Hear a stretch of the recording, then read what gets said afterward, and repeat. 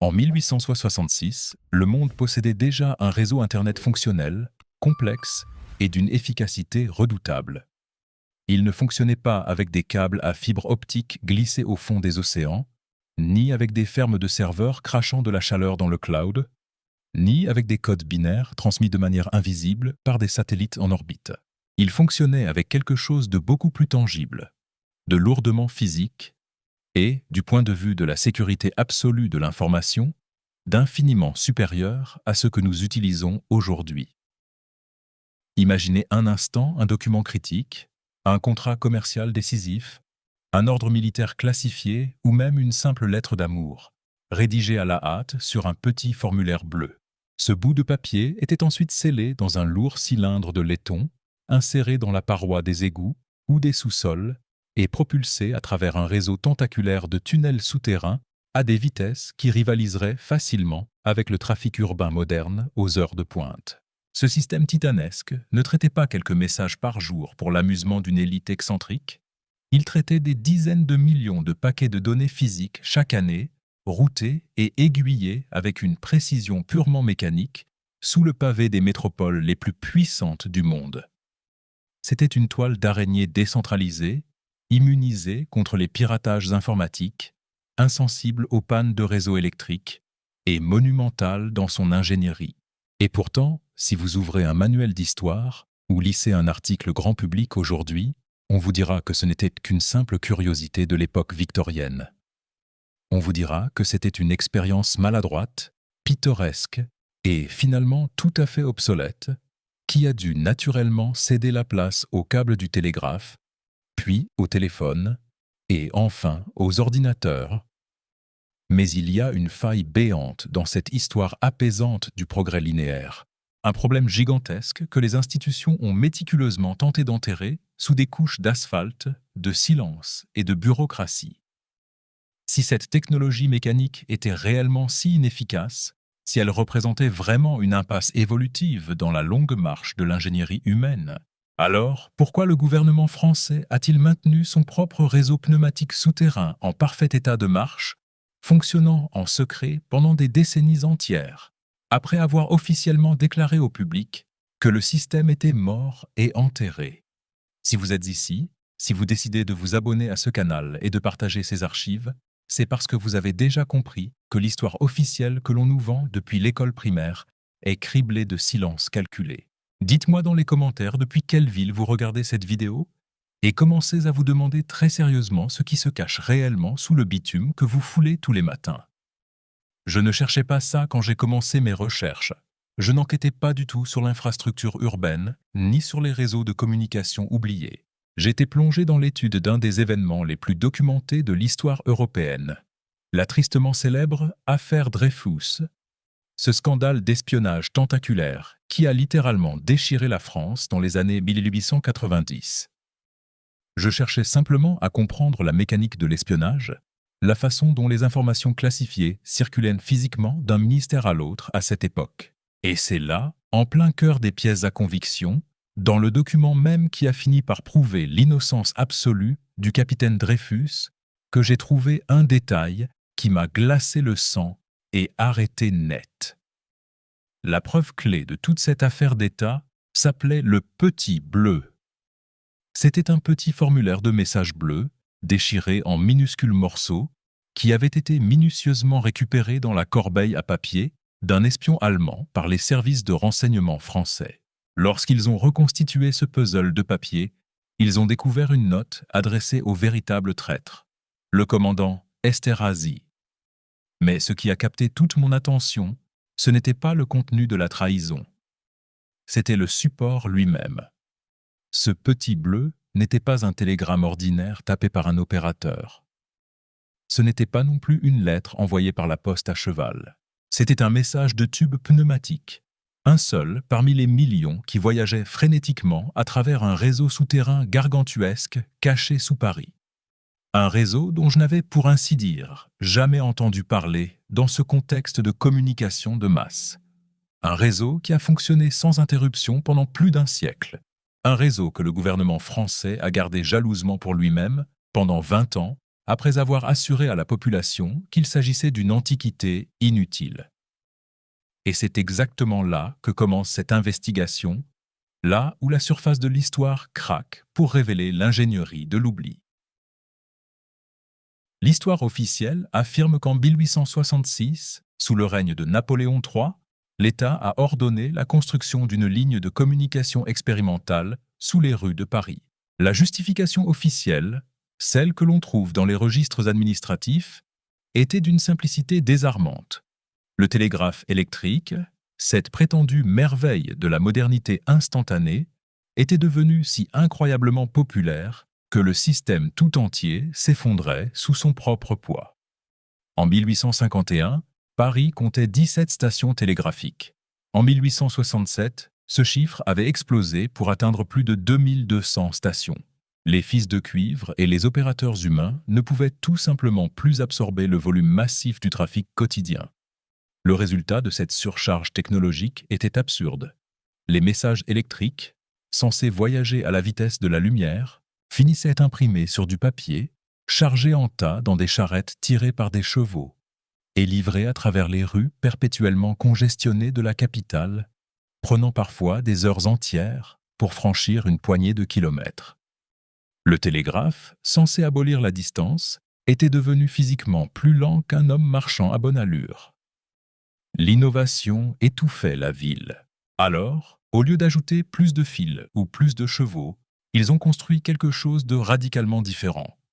Ils ont installé des tubes en acier d'un diamètre précis de 65 mm, serpentant à travers les sombres et immenses égouts de Paris.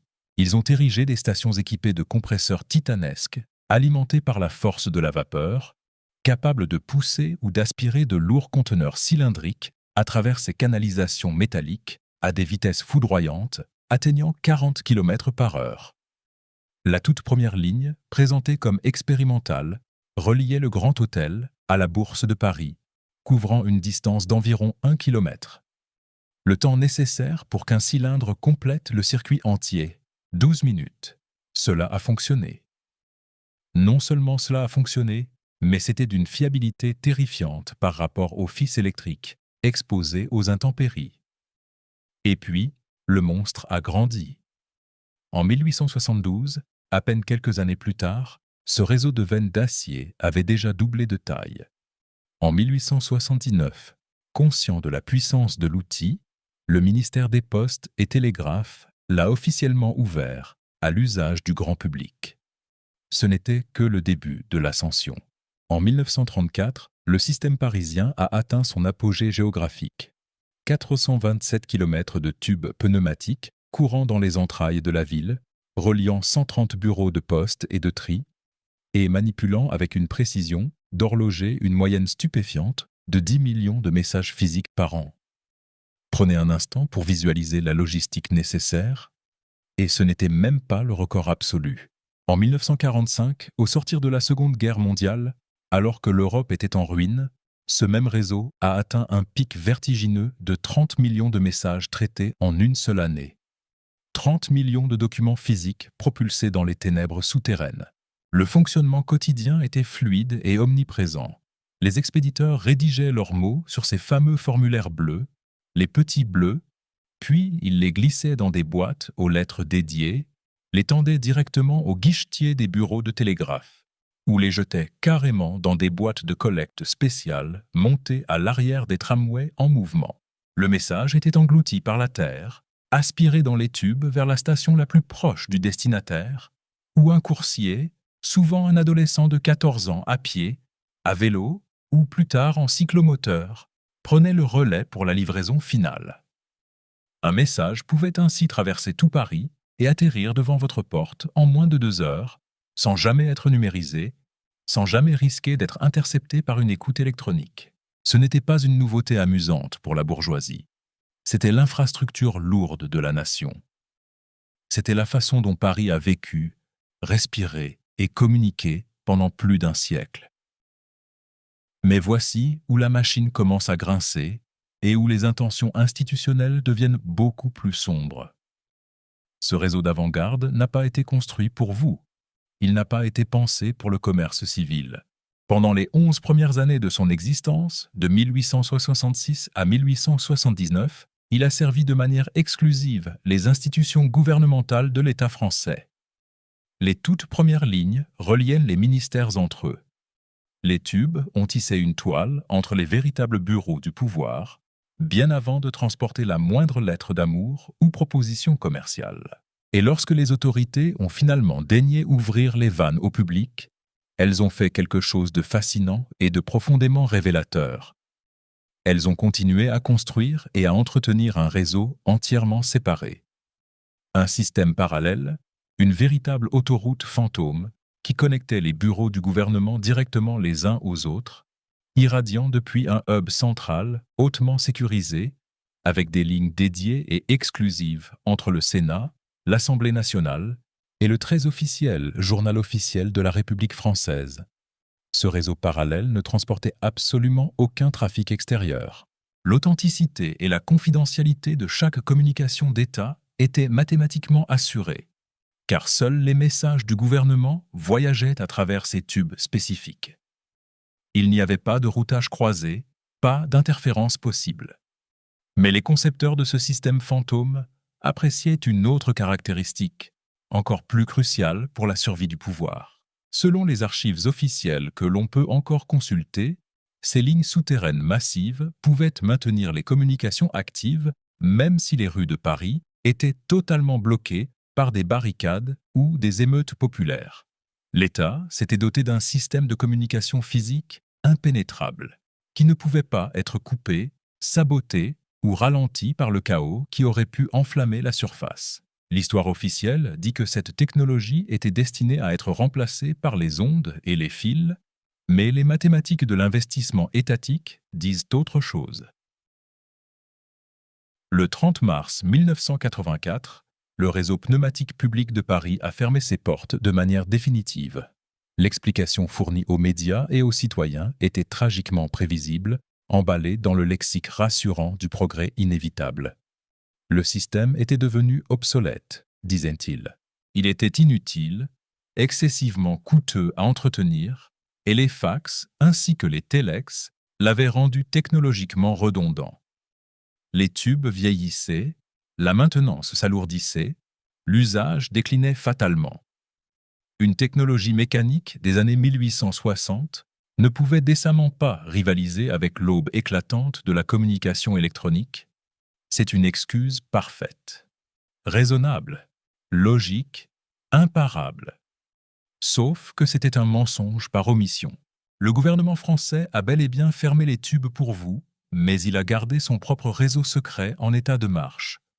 Pas pour quelques mois, le temps de faire une transition logicielle. Pas pour 1 an ou 2 à cause de l'inertie habituelle des bureaucraties. Pour 20 années supplémentaires. La ligne pneumatique exclusive qui reliait le Sénat et l'Assemblée nationale au journal officiel est restée pleinement opérationnelle, crachant des cylindres de laiton remplis de lois, jusqu'en 2004. 2 décennies après avoir juré au peuple que la technologie était une antiquité trop chère à entretenir, l'État français continuait à expédier des documents physiques cruciaux par des tuyaux sous la ville. Et c'est ici que l'affaire m'a véritablement fait frissonner.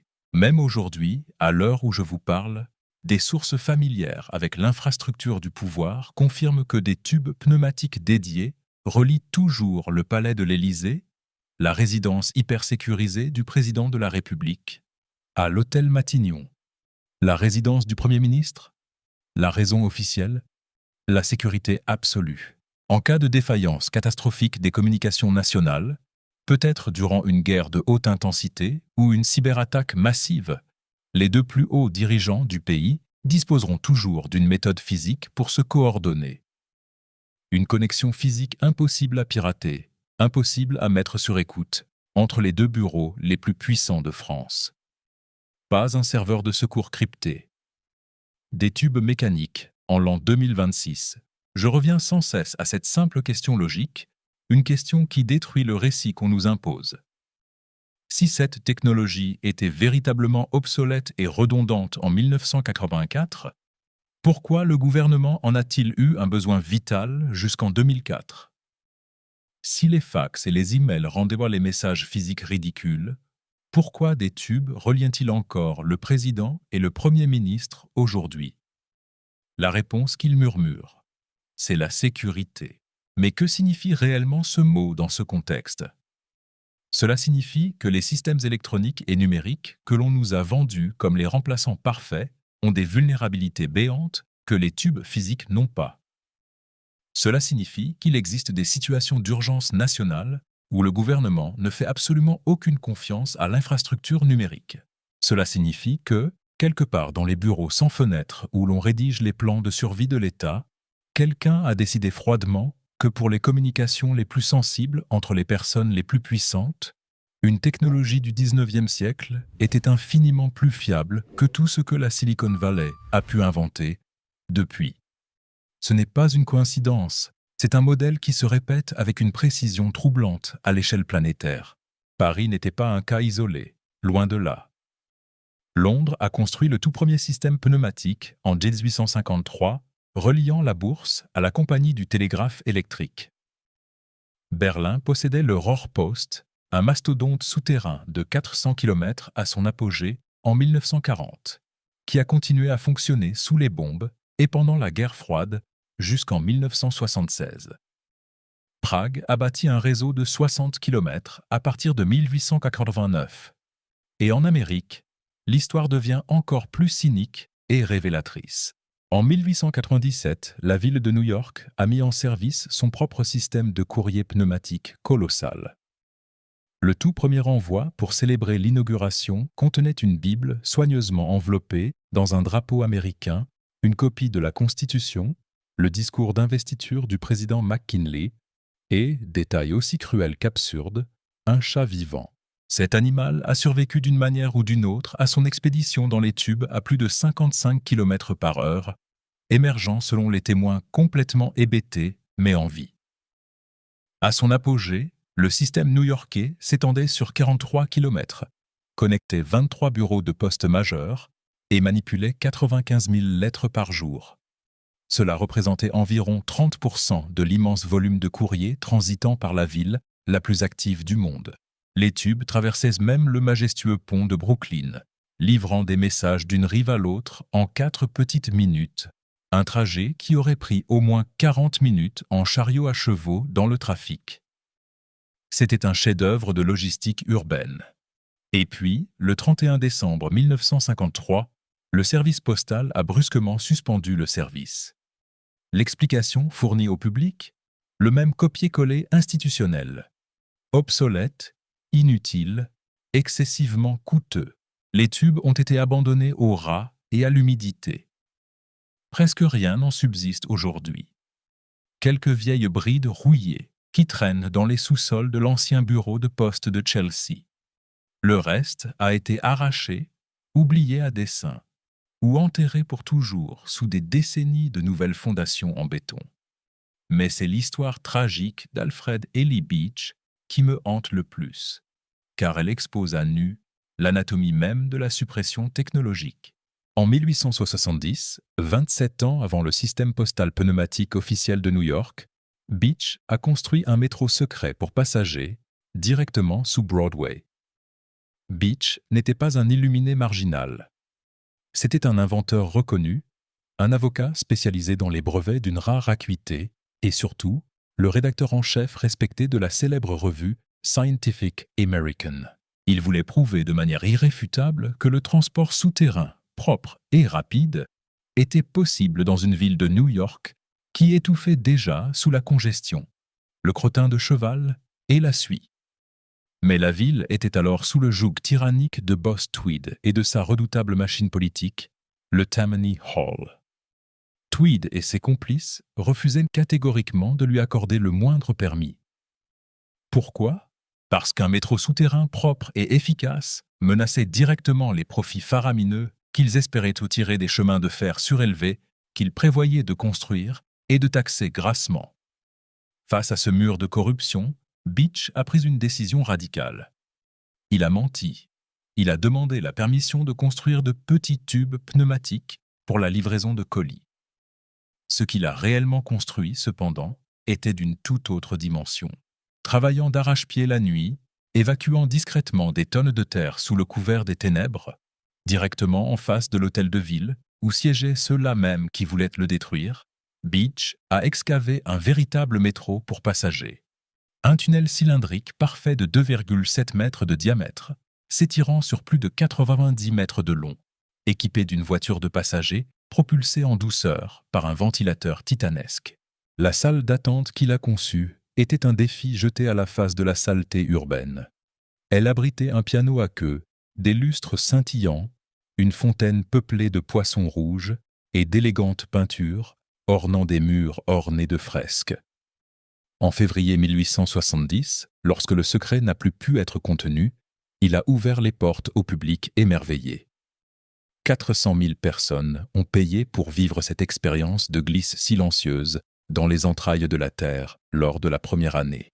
Quand les politiciens corrompus de la ville ont découvert avec fureur ce qu'il avait bâti sous leur nez, ils ont menacé de détruire l'ouvrage et de jeter Beech en prison. Il s'est battu avec l'énergie du désespoir pendant des années pour obtenir le droit d'étendre son système. Il a finalement remporté l'approbation de l'État en 1873, une victoire arrachée de haute lutte. Et là, la fatalité bureaucratique a frappé. Le marché boursier s'est effondré brutalement. Le financement tant espéré s'est évaporé dans la panique financière. Le tunnel, jadis le joyau de l'ingénierie new-yorkaise, a été scellé par des murs de briques. Le majestueux bâtiment qui le surplombait a brûlé jusqu'aux fondations en 1888. Le premier métro fonctionnel d'Amérique a été totalement oublié, effacé de la mémoire collective. Il a fallu attendre 1912, soit 16 ans après la mort de Beech, pour que des ouvriers excavant une nouvelle ligne de métro perçant accidentellement un vieux mur de briques et se retrouvent nez à nez avec le tunnel de Beech. La voiture de passagers était toujours là, assise immobile sur ses rails, miraculeusement intacte. Un métro entier, entièrement fonctionnel, construit dans le secret absolu sous l'hôtel de ville, avait existé, puis avait été oublié pendant 42 longues années, jusqu'à ce que quelqu'un creuse par hasard au bon endroit. Si un homme pouvait accomplir cela en 1870, si une telle infrastructure pouvait être si complètement oblitérée de notre conscience historique, que nous cache-t-on d'autre sous le sol de nos métropoles? C'est ici que l'enquête nous propulse du micro vers le macro, car l'histoire des tubes pneumatiques et des métros scellés n'est qu'un symptôme microscopique d'une maladie systémique beaucoup plus vaste. Ce n'est pas une coïncidence, c'est un modèle qui se répète avec une précision troublante sur une fenêtre temporelle très spécifique. Si vous regardez attentivement la période allant de 1850 à 1930 environ, vous ne voyez pas seulement l'avènement de la modernité. Vous voyez une entreprise massive et coordonnée d'effacement du passé et de standardisation du monde. Regardez les documents. Le 10 janvier 1921, un incendie très opportun s'est déclaré dans le sous-sol du bâtiment du département du commerce, à Washington, D.C. Chaos. Les archives du recensement américain de 1890, un document irremplaçable détaillant la vie de près de 63 millions d'Américains au moment critique de la fermeture de la frontière, était stocké là, de manière inexplicable, alors que les recensements précédents étaient les protégés dans une chambre forte ignifugée. Celui de 1890 était empilé sur des étagères en pin, juste à l'extérieur de la chambre forte, à côté de l'atelier du menuisier rempli de sciures de bois et tout près de la chaufferie. L'incendie a détruit environ 25% des documents, et l'eau des pompiers en a endommagé 50% de plus. Mais le véritable crime n'est pas l'incendie. C'est la négligence armée qui a suivi. Ces documents, dont plus d'un tiers étaient encore intacts ou récupérables, ont été laissés à l'abandon dans un entrepôt moite pendant 12 longues années. Puis, en décembre 1932, le bibliothécaire du Congrès a estimé qu'aucun de ces 63 millions de noms ne méritait d'être conservé. Le Congrès a tranquillement autorisé la destruction totale de ce qui restait le 21 février 1933. Un jour plus tard, le 22 février, le président Hoover posait cérémonieusement la première pierre du bâtiment des Archives nationales, conçu justement pour prévenir ce genre de tragédie. Le timing est d'une cruauté chirurgicale. Sur 63 millions de personnes, seules 6 000 identités environ survivent aujourd'hui. Toute une génération, celle qui aurait pu faire le pont avec l'ancien monde, a été incinérée par la bureaucratie. Et les archives de papier ne sont pas les seules à avoir été altérées. Les villes elles-mêmes ont été enterrées. Dans les années 1850 et 1860, Chicago a littéralement soulevé son centre-ville entier, repoussant ses rues et ses bâtiments de plusieurs mètres vers le ciel, à l'aide de milliers de vérins à vie, enterrant de fait les rez-de-chaussée originaux sous des tonnes de terre. La justification invoquée était le drainage d'un sol marécageux. Mais Seattle a fait exactement la même chose après le grand incendie de 1889, enterrant des quartiers commerciaux entiers sous 3 à 9 mètres de remblai, créant une ville souterraine qui a été plus tard condamnée et scellée. Pourquoi les infrastructures du passé récent devenaient-elles soudainement honteuses ou nécessitaient-elles d'être dissimulées sous le sol? Et que dire des expositions universelles? En 1893, l'exposition universelle de Chicago, la fameuse Ville Blanche, a vu la construction de plus de 200 bâtiments néoclassiques massifs sur près de 267 hectares. Des structures colossales, électrifiées et somptueuses, prétendument bâties en moins de 2 ans avec des outils rudimentaires et des charrettes à chevaux. Des millions de visiteurs les ont contemplées. Et pourtant, quelques mois après la fin de l'exposition, presque toutes ces merveilles architecturales ont été méthodiquement démolies, vendues pour la ferraille ou détruites par des incendies mystérieux.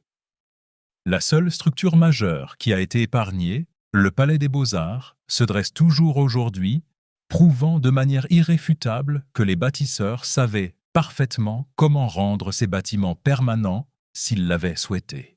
Ils ont simplement choisi de détruire le reste. Construire un simulacre de grandeur pour l'effacer instantanément.